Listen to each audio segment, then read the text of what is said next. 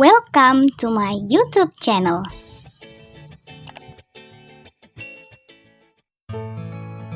Assalamualaikum warahmatullahi wabarakatuh. Hai teman-teman semua, gimana nih kabarnya? Kira-kira selama pandemi kalian udah ngapain aja nih di rumah? Oke, semoga kita semua selalu diberi kesehatan dan berada dalam lindungan Allah Subhanahu wa Ta'ala. Nah, di video ini aku mau nge-review pidato Profesor Dr. Titik Puji Astuti tentang naskah dan identitas budaya saat pengukuhan guru besar filologi Fakultas Ilmu Pengetahuan Budaya Universitas Indonesia. Teman-teman semua, stay tune ya di video ini. Oke. Sebelum lanjut ke pembahasan review pidato, sepertinya kita perlu kenal dulu, perlu tahu dulu siapa Profesor Dr. Titik Puji Astuti. Kira-kira beliau ini siapa sih? Katanya tak kenal maka tak sayang tuh. Nah, maka dari itu kita kenalan dulu yuk. Check it out. Nama lengkap Titik Puji Astuti. Lahir di Jakarta pada tanggal 23 Januari 1956. Riwayat pendidikan beliau diantaranya adalah beliau merupakan seorang sarjana sastra Fakultas Sastra Universitas Indonesia pada tahun 1985.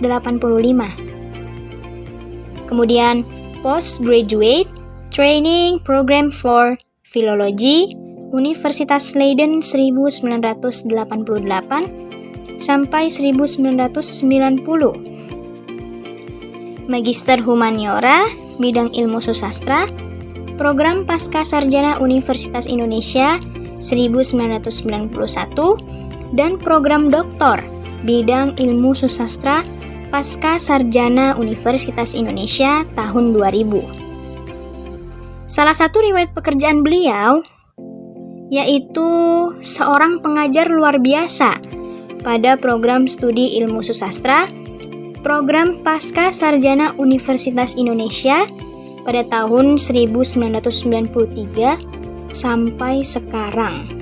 Wow, keren banget ya. Oke, langsung saja pada pembahasan review. Dalam pidatonya, Bu Titik menguraikan tentang naskah lama yang menjadi salah satu sumber data sejarah suatu bangsa. Beliau menyampaikan beberapa hal terkait perjalanan studi naskahnya bersama seorang rekan dari Departemen Kebudayaan dan Pariwisata Republik Indonesia saat mengunjungi salah satu rumah koleksi buku-buku tua di daerah Tangerang. Tujuannya untuk mengecek keaslian naskah lama tulisan tangan berhuruf Jawa berjudul Serat Centini yang dijual dengan harga 2,5 miliar. Nah, anehnya ketika berhasil bertemu dengan kolektor naskah tersebut, penjual ini bilang kalau harga naskah itu dinaikkan menjadi 3 miliar. Karena naskah Serat Centini koleksinya ini merupakan terlengkap di dunia. Ketika Bu Titik diizinkan untuk melihat dan membaca sekilas naskah tersebut, ternyata naskah itu merupakan naskah salinan yang selesai disalin pada tahun 1926. Nah, pastinya teman-teman semua penasaran kan? Kok bisa ya naskah lama yang merupakan salinan itu dihargai sedemikian mahal? Mempunyai nilai harga yang tinggi. Kok bisa ya gitu?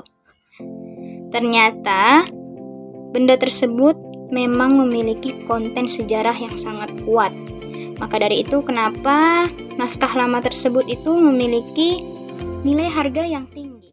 Maka dari itu naskah-naskah lama tersebut sangat perlu dilestarikan menjadi warisan penting, sehingga naskah tersebut memang harus dijaga dan dibuatkan tempat khusus. Kemudian Bu Titik bersama rekan-rekannya melakukan penelitian penyusunan katalog naskah Nusantara yang memang hal itu dilakukan bukan semata-mata hanya untuk kepentingan ilmu pengetahuan, melainkan juga untuk penyelamatan dan pelestarian informasi budaya yang terdapat dalam naskah-naskah lama tersebut. Dari pengalaman meneliti dan menyusun katalog inilah dapat diketahui bahan naskah Nusantara ternyata bermacam-macam jenisnya. Aksara dan bahasa yang digunakan pun sangat beragam. Bahkan, isi naskah setiap daerah mencerminkan ciri kedaerahannya masing-masing. Kemudian, beberapa pesan yang disampaikan oleh beliau melalui pidatonya, ada beberapa hal yang perlu kita catat, yakni seberapa pentingnya bagi kita untuk mempelajari naskah-naskah kuno. Karena sangat perlu bagi kita untuk melestarikan dan menjaga warisan tersebut. Mengingatkan bahwa saat ini banyak pemilik naskah yang rela harta pusakanya itu dijual kepada orang asing karena kurangnya dukungan pemerintah dan lembaga-lembaga nasional, baik dalam segi pendanaan maupun perhatian terhadap pelestarian naskah Nusantara.